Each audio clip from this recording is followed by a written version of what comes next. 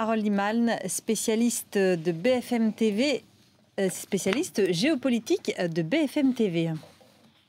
Il est bien parti pour y arriver.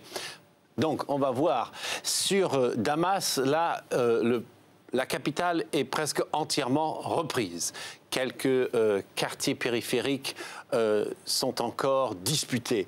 Bon, ensuite, l'aviation a été utilisée pour la première fois, des MiG-23. Alors, ils ont surtout survolé Alep sans tirer et ils auraient tiré sur Homs. Mais tout ceci, ce sont une compilation, je vous donne, de sources très disparates, très diverses, parce que évidemment, il n'y a pratiquement pas de journalistes du côté des forces gouvernementales. Et puis, sinon, on peut dire qu'une autre anomalie, c'est que la ville d'Idlib est abandonnée.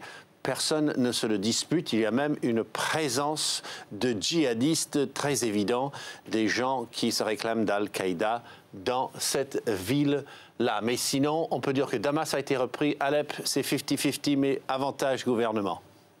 Harold, autre fait marquant de cette journée, la Turquie a fermé ses frontières avec la Syrie. Pourquoi une telle décision ? Alors, c'est un peu la surprise de la soirée, hein. Vous allez voir que la Turquie est en alerte. Elle a fermé des passages tout le long de cette frontière-là du nord parce qu'il y a, bon, du banditisme. Ça, c'est vrai que des gens ont attaqué les camions qui passaient, les méga-camions qui passent à ces méga-frontières. Sinon, la population, elle qui arrive, elle est autorisée à se réfugier en Turquie. Mais il y a le facteur kurde. Alors, la population kurde en Syrie, qui fait à peu près 8%, habite tout le long de cette frange-là, et elle est en liaison avec les Kurdes rebelles.